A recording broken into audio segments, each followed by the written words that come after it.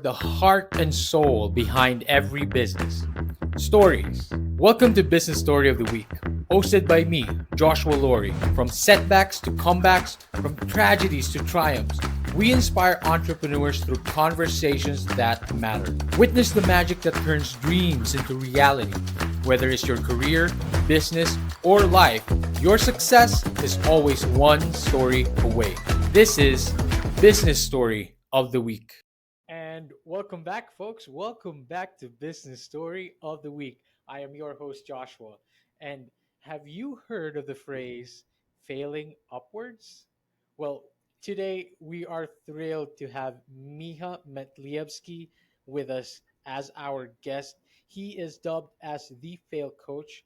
Miha has embarked on a remarkable journey from successful entrepreneur to bankruptcy and back to the pinnacle of business success. He brings with him a wealth of experience, having built four 7 to 8 figure businesses from the ground up, only to lose it all overnight. Not to mention, to be kept down, Miha rebounded by mastering the art of business failure, transforming these lessons into a springboard for his subsequent success. Today, he mentors entrepreneurs across the globe, helping them avoid the pitfalls that once beset him, while emphasizing the strategic importance of the firehouse, a concept he coined to describe the strategic thinking space essential for business growth. We need to talk about that today. Join us as Mia shares his unique experience, unique insights on resilience, leadership, and the art of bouncing back in business. Miha, thank you for joining me and joining us today on the show. How are you doing? Hi, Joshua. It's a huge pleasure to be here with you today. Doing great, enjoying life, doing great. Can't complain. Thank you. Fantastic. And we need to talk a little bit about that because you are right now in the Philippines. You are in Davao with your wife, and we had a little chat about that. We'll probably touch on that a little bit about the episode today. But before we really get into it, Miha, take us back. Take us back to that pivotal moment when you faced bankruptcy. In fact, take us further back and tell us, did you always think you were going to get into business as a child? And what were the pivotal moments in your life that led you to thinking that, okay, I'm going to be in business? And then when it all failed, when everything felt like collapsing around you, what happened during that time? We don't have so much time because, Yes. I've been on this earth for almost 46 years now. So the Mhm. story would be very, very long. Of course. I guess entrepreneurship was in my destiny. My uncle was a big Mhm. entrepreneur. Then Mhm. my father followed up in those same steps. Mhm. He had a very small family business, but somehow entrepreneurship um, was just the thing that I knew. Mhm. And I did drop out of high school when I was 17. So Right. I'm not a college dropout, I'm a high school dropout. Right. And my father said, hey, just come work for me in my company. And yeah, that was the most natural thing to me. I don't know I ever thought to myself, oh, I should go find a job. I think I'm Wow. completely unemployable Wow. by an employer.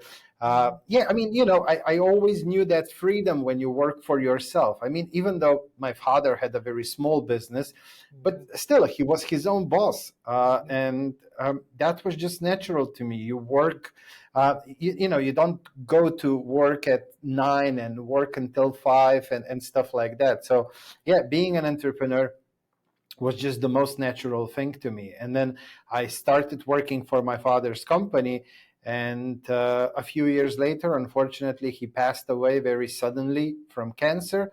I had to take over the family business, didn't know how to do it, started running it into the ground. But Oh then, no. thankfully, there were some people who saw something in me, that I'm good with sales, that I'm good with networking and stuff like that. And they jumped in, gave the business some money that it needed. They took over a significant share of the company. and they started more or less running the company, and I was just there on the front end, doing sales and stuff, and things picked up very quickly. Uh-huh. And then I started, well, then things got a bit too much into my head, I guess. I Right. thought, oh, I'm this amazing entrepreneur. Look at me, sales are going up. I didn't really understand the whole macroeconomic situation, which Right. was really good. Mm-hmm. I didn't understand that there's more to business than just marketing and sales, and Right. so forth. Mm-hmm. And I started opening more companies, Mm-hmm. and because the situation was so good, they were all thriving. They all went to 7 and 8 figures and so on. And I was like, look at me. And then, 2008 financial crisis, and Ooh. uh, yeah, things started to crack. And me Yes. not having solid business foundations and stuff was really showing. And in Europe, the crisis came a little bit later. Mm-hmm. So it was actually in December 2009 Okay. when things fell apart for me. Mm-hmm. One of my companies was doing a huge real estate project, Right. and the bank called one Monday morning. We are out because the prices dropped and you won't be positive. Oh my. Give us our money back. All my other companies were co-signing that loan. Mm-hmm. And next day, I was without everything. I literally lost around $20 million in a single day. Wow. And I ended up about $5 million in personal debt. Mm-hmm. And in Europe, unlike US, it's a little bit more difficult to do personal bankruptcy if you owed money to the government. And Right. because everything happened so suddenly, Oh my. I wasn't able to pay taxes. I wasn't able to do certain things. And so Yes. personal bankruptcy was not an option. And so Mm-hmm. depression, anxiety, many suicide attempts, and then one last suicide attempt in the spring of 2010, My. where I came like literally seconds away from jumping from the balcony. I Yes. was already across the fence on the other side, already just hanging, with holding myself with just one hand, looking down. Wow. And that was, strangely enough, the aha moment. Mm-hmm. It was when I looked down, and I was on the fifth floor, Uh-huh. but there was grass underneath. And I thought to myself, I mean, am I going to do at least this right? Or will I fail at this as well and just end up on a wheelchair? Yes. Oh my And goodness. that was when that was when it started hitting me, Wow. that because up to that moment I was blaming, the US, the economy, the government, my previous business partners, and Mm-hmm. everybody and anything for what happened to me. And this was really the first time that it hit me that it was all my fault. I Right. made those decisions. I took on those projects. Nobody was forcing me to do all of that. Of course. And as much as it was hard to admit to myself that I'm just, a big failure, and I failed at so many different things, it was also liberating because it hit me that, well, if I work a little bit on business development, on personal development, if I really sit down and learn a whole bunch of things and find mentors and all of that stuff, I can bounce back again. And it didn't happen overnight. Many people think, oh, you made the decision to change things and then everything suddenly happened. It was a long and painful process of quite Of a few course. years working on myself. Mm-hmm. Now, in between, I still had to survive. So Of my course. go-to thing was I had a significant network, Mm-hmm. and I was good at sales. So Right. I went to companies and I said, hey, can I make some sales for you guys? I'm not looking for a job, but if I do that, will you give me certain percentage? And quite Mm-hmm. a lot of them said, yeah, sure. I mean, you go, you sell. Of course, we'll give you some percentage. And that's Yes. what I did. And in the beginning, it was enough to buy food. And then later, it started being more than what I needed just to survive. And I Mm-hmm. started saving a little bit, repaying past debts, and so on, Right. until 2014 when I started a new company, We were doing energy efficiency. I scaled that company pretty fast, pretty high. Uh, Exited in 2017. Well, the exit started in 2016, but it was finished in 2017. Mm-hmm. And with that, I was able to pay off all the debts from the past, Wow. and still have some left, not much, but some left. And I was like, okay, so what do I do now? And the first thought was, well, let's retire, let's have fun. But Right. then after just a few days of having that fun, I Mm-hmm. was bored, and I started looking for meetups and how to hang out with my fellow entrepreneurs and Yes. just Yes. have conversations. And Mm-hmm. uh, when you're new in town, they ask you, tell us about your story. And as I was sharing very openly the pluses, the minuses, the good, the bad, the Yes. the Yes. highs and the lows, Of course. they wanted to meet with me for lunch, for breakfast, discuss business things, run things by me. And I was like, yeah, sure, of course, I would love to do that. And Of course. then, a few weeks or a few months later, they would come back and say, hey, when you suggested this and this, and I implemented, and these are the results that I saw. And so, yeah, just without even wanting, I felt so in love with helping others. And that's how I then started the whole Fel Coach thing. Wow. Wow. Miha, first of all, allow me to just highlight that. In 2014, that was when what you dubbed your resurrection, Miha's resurrection, Yes. as the fail coach after No, all of this. After no. all, 2014, I started another business that oh, was you an did. energy efficiency business. Mm-hmm. And then I exited that business Oh, you did. in Uh-huh. 2016, Right. and the transaction was over in 2017. So Wow. between 2016 and 2017, that's where I already had a lot of free time, and I started Right. traveling a lot and going to these meetups and then talking with entrepreneurs, and that's how Fail Coach was born. Wow, that's quite the story. First of all, and you said all that with such clarity and with such confidence in the last 10 minutes, and you put us through this journey, Miha. You put us through this kind of like a roller coaster. I really want to highlight that part where you said like you were so close, like, am I also going to fail this suicide and lose my ability to walk? That hits deep, that really hits deep because it really encompasses, I feel like, what a lot of entrepreneurs go through, right? Because kind of we beat ourselves up, right? Especially with our Yes. failures, especially with our mistakes, and then we always tend to go back and dwell on what we could have done better.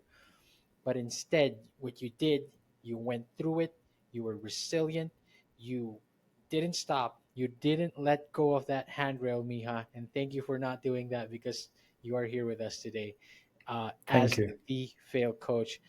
What has it been like with your resurrection as the fail coach? And what do you think were the most profound lessons and the most profound values that help you through this transformational period?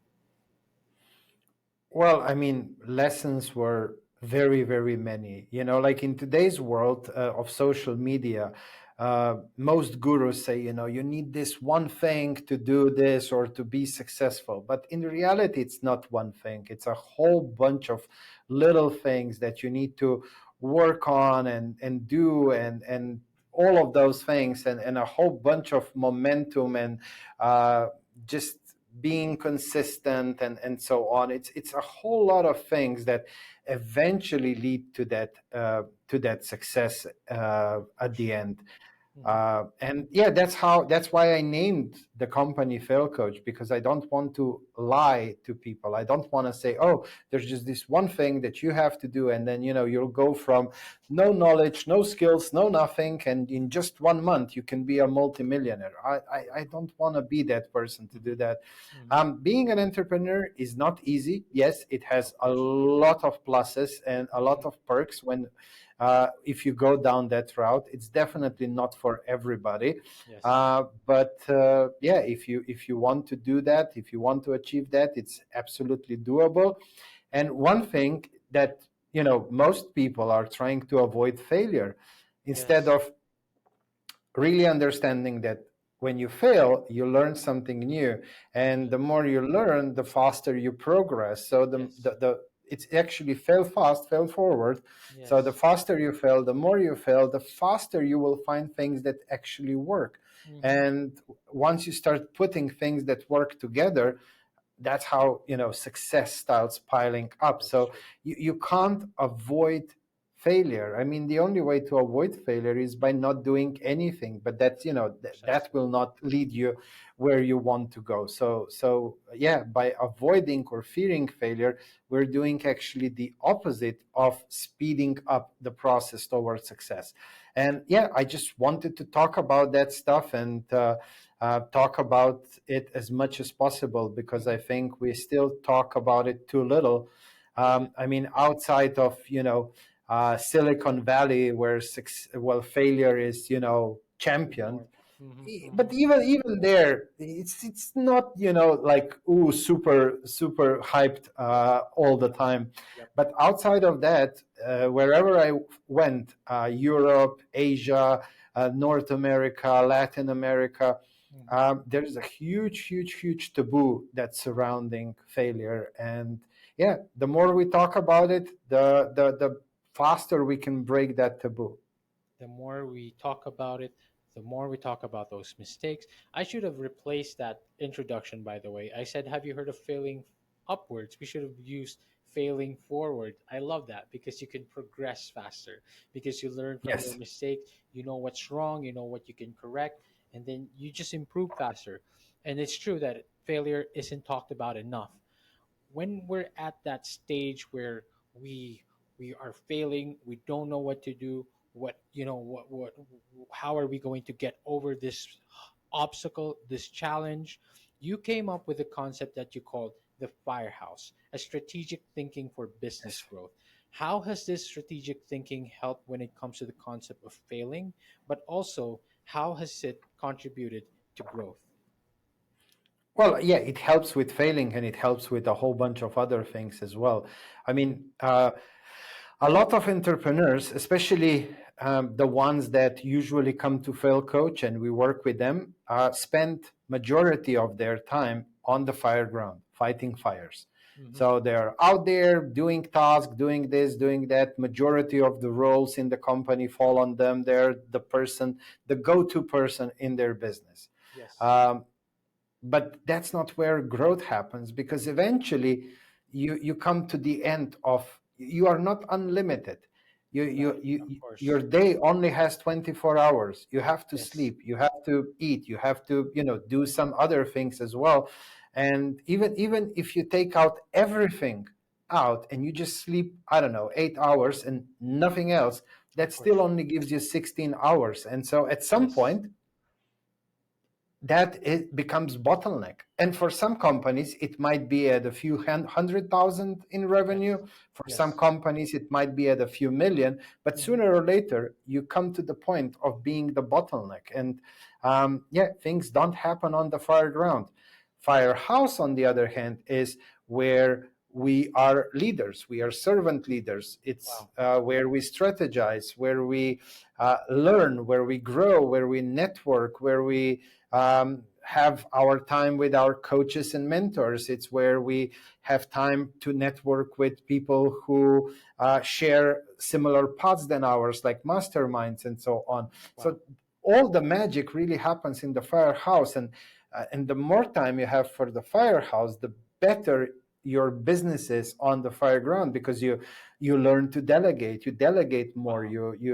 you do a whole bunch of things. I mean, each of these little topics can be a separate episode of Of course. half an hour or an hour. So I'm trying to be super concise, because I know Yes. that your podcast is about 20 minutes to half an hour, so I'm That's fine. trying to be mindful of that. Of course, of course. But your concept of firehouse is essentially going out there, networking, being with the people who have shared experiences with you. What are other things that we practice with the concept of firehouse other than networking? Oh, I mean, it's time to reflect, time to learn, time to Mm-hmm. analyze. In your firehouse, you can learn about new stuff. You can practice being a servant leader, and how to raise people around you. Because if you are the smartest person in your company, I mean, Yes. that's not where you want to be. You want Exactly. to surround yourself with people who are much better than you are. Mm-hmm. And you're just the leader, somebody with a Precisely. vision and the mission, and you're guiding, steering that ship. Because if you're the smartest one, Beautiful. then you will never have freedom. Freedom Precisely. is not there. Freedom is in the firehouse, not on the fire ground. Precisely. I love And that.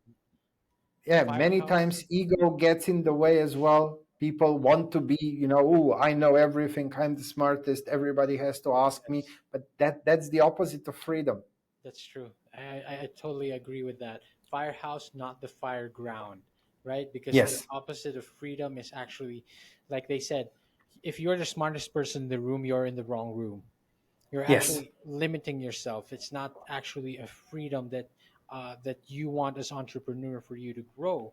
But when it comes for entrepreneurs, though, when it comes to entrepreneurs developing healthy relationships with failure, what role does resilience play in that, and how do you help these entrepreneurs develop that healthy relationship with failure? Well, I think that by developing healthy relationship, you become more resilient, not the Right. other way around.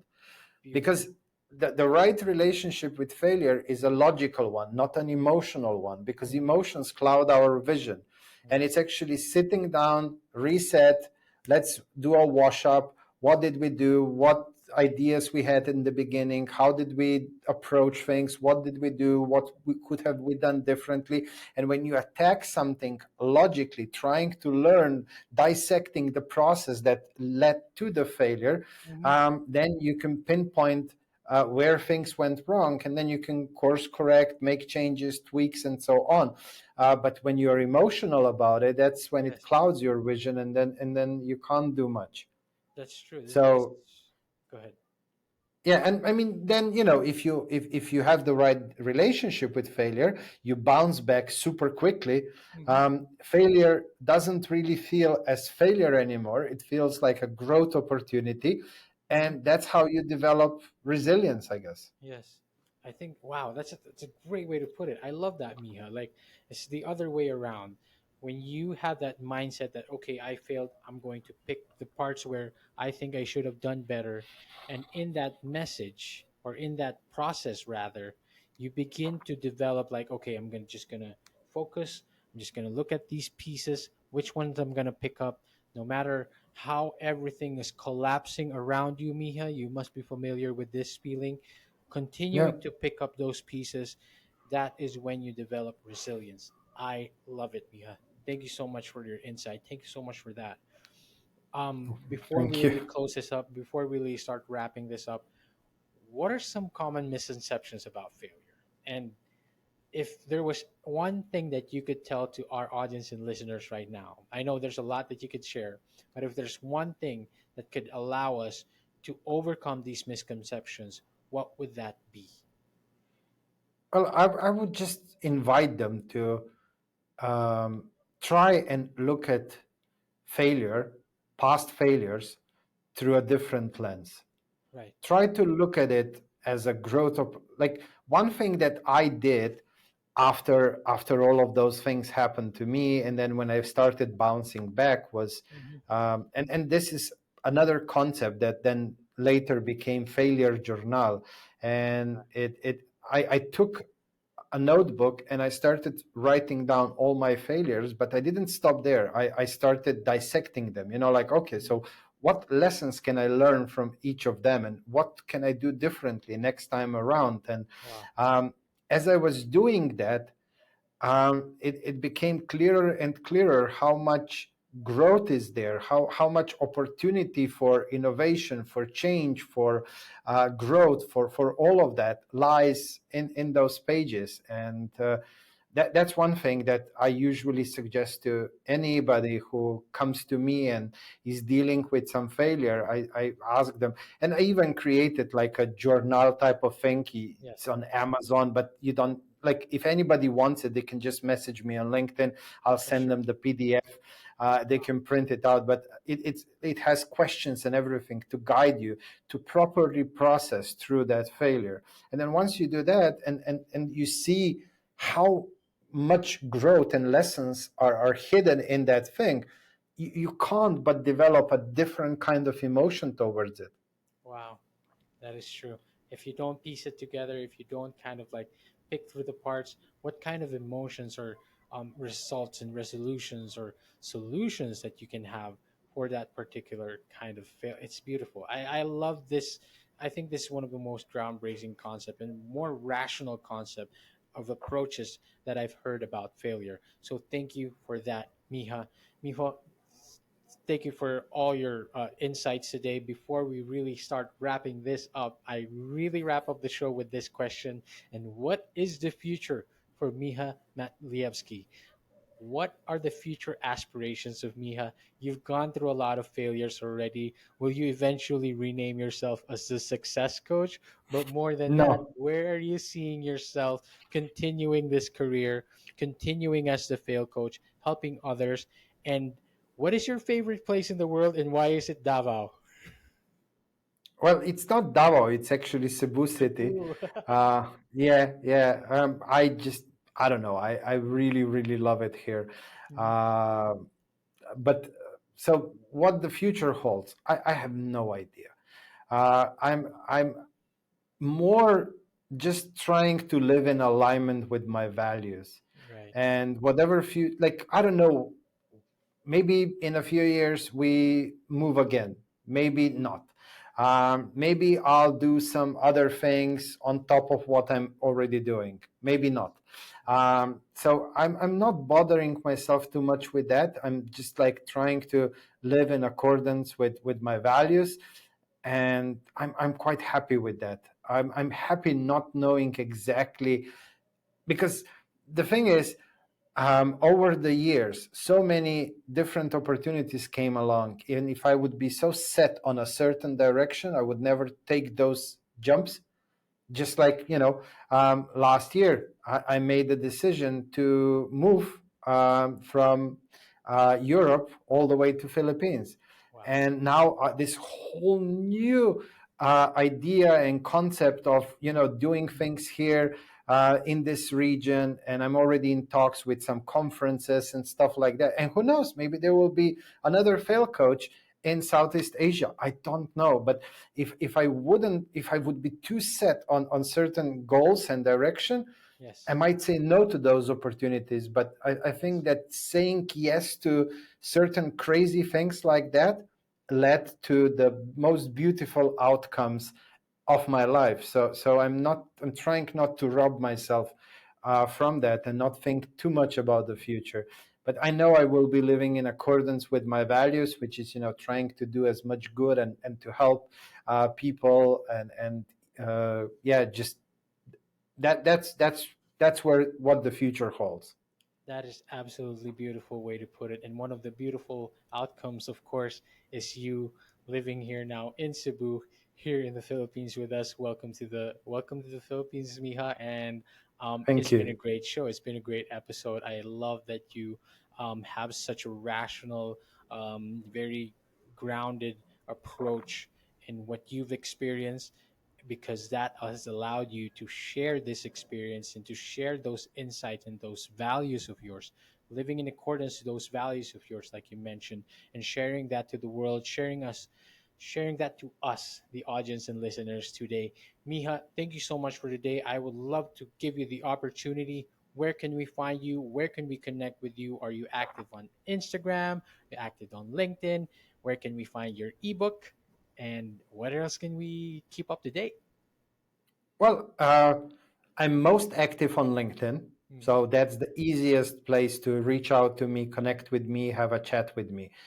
I do try to make one video a week for YouTube channel, and Right. everything is just fail coach, so it's very easy to find. Mhm. Uh, uh, so I try to just give as much value there as possible, not hold anything back. There are no, oh, this is half of the story. Now you have to, click buy something. No, it's just like full things out there for anybody to use however they want, and just literally yesterday, I'm testing this thing out with TikTok. I see it's very popular in Asia. Mm-hmm. And I'm trying to make this long series, almost like How I Met Your Mother, Wow. but series of, how I lost $20 million overnight. And if it goes well, I will try to make many, many different videos, short videos on different failures, lessons, and just take people through the whole journey. Because, like I said, 46 years, it's very hard to put in a short form, but that might enable me to do the justice to the whole story in short Yes. bits and pieces. Absolutely, that would be great, and that is like something to look forward to for our audience and listeners as well. And of course, it has been a great time you putting all that together for us in such a short half hour. You've given us so much, and thank you so much for that, Miha. Um, uh, Thank you for having me. It was absolutely a pleasure talking to you. Thanks, Absolutely, Joshua. and I'd like to close it with your quote: "Stay humble, stay grateful, embrace rapid failures as stepping stones to success. The quicker you learn, the faster you'll rise." Miha, thank you for the time today. Thank you, Joshua. To our audience and listeners out there, see you on the next one. All right, so here's the thing, we try to get a little bit better every day, but we can't do it without you. So if you like the video, make sure to like and subscribe below. And if you have any comments, just leave them in the space under.